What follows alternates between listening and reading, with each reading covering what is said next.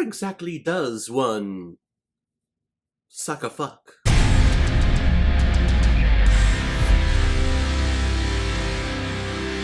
Donnie Darko, released in 2001 and is directed by Richard Kelly, who has also worked on films like Southland Tales and Domino, so really he's mainly known for this movie. And this film is starring Jake Gyllenhaal, Jenna Malone, Drew Barrymore, Maggie Gyllenhaal, and Patrick Swayze. Donnie Darko is a very strange teenage boy who hears voices in his head, mainly from a guy named Frank who is dressed up in a very scary and very creepy bunny costume. And this apparition tells Donnie Darko that the world is going to end in approximately 28 days. So in searching for the answers of why this is happening to him, Donnie starts questioning authority and starts researching things like time travel. And it becomes a fun high school drama about smartasses, plane engines, and vandalism. Now the original theatrical version of this film came out in 2001, and from doing research on it, it almost didn't make a theatrical run at all because it came out, or at least it was scheduled to come out around the time of September 11th, which was kind of a big thing that happened in this country. It kind of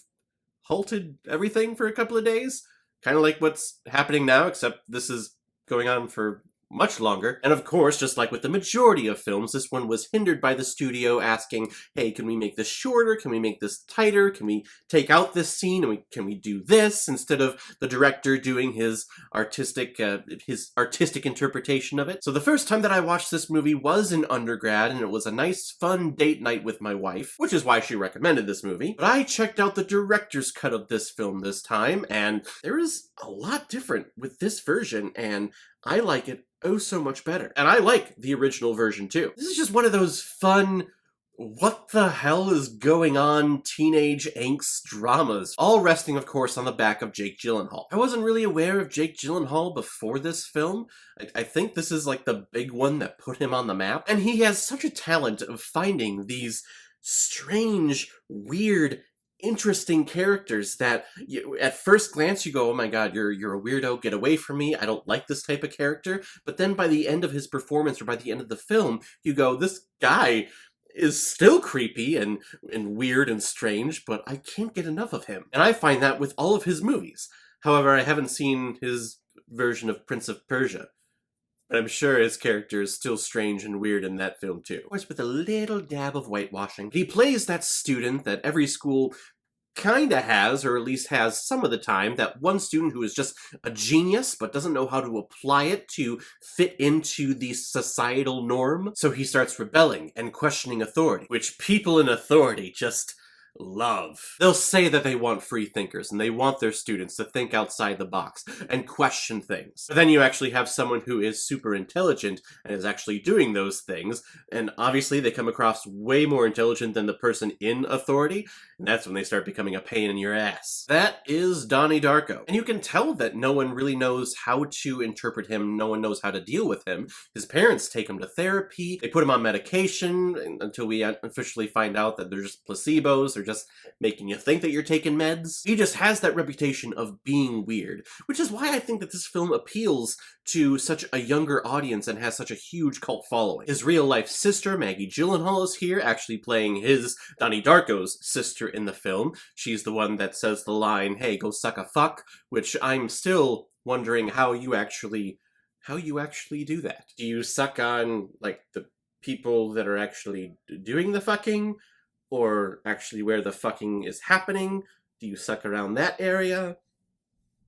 Where were you going with that, Maggie? And I always forget that Patrick Swayze is in this film as that motivational speaker, where you have to embrace love and fight against fear, and those are like the only two emotions that we as humans feel. And Donnie Darko, I love the scenes that he combats him in. Combating that idea, combating all of these uptight parents and uptight teachers that want the appropriate things taught in the schools.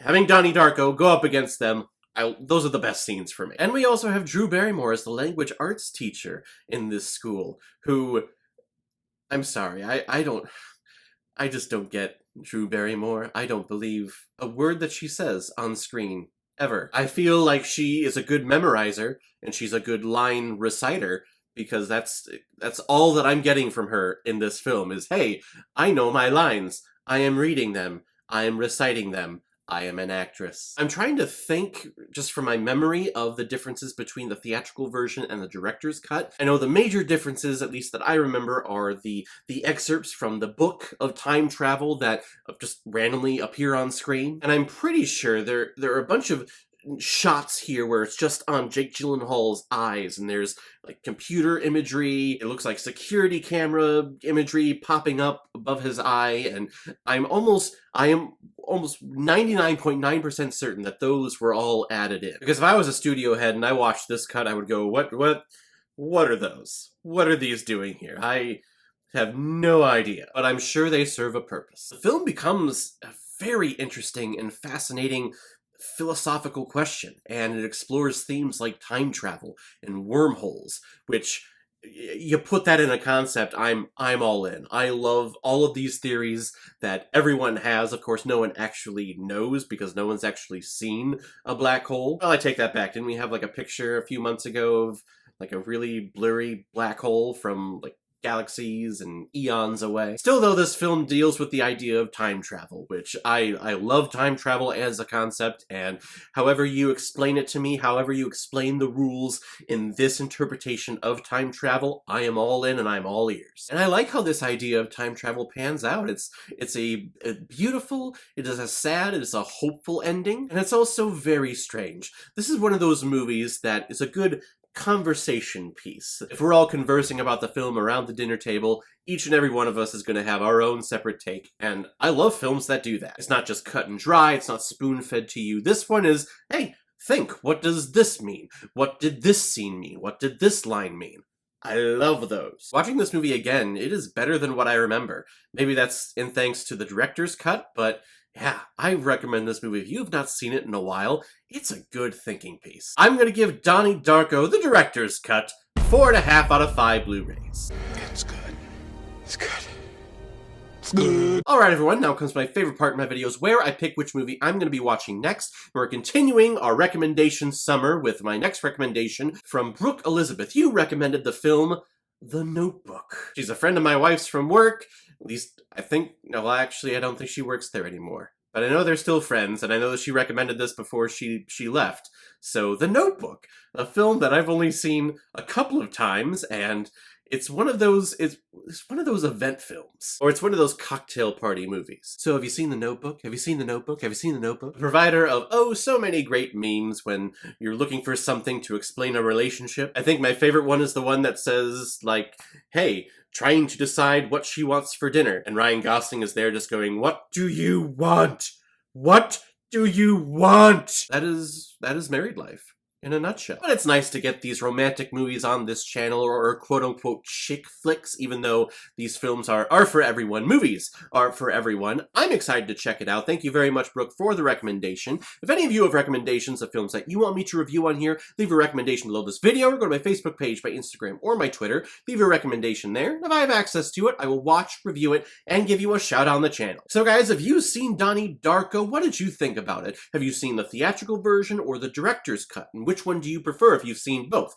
Whatever you thought, comment below, let me know what you thought about it. And as always, if you like what you saw here, if you like my take on movies, then hit that subscribe button and make sure you hit that bell so you know the next time I'm releasing my next movie review. So guys, I will see you next time with my review of The Notebook. So in the meantime, be well, be good to each other, and go watch a movie. Take care, guys.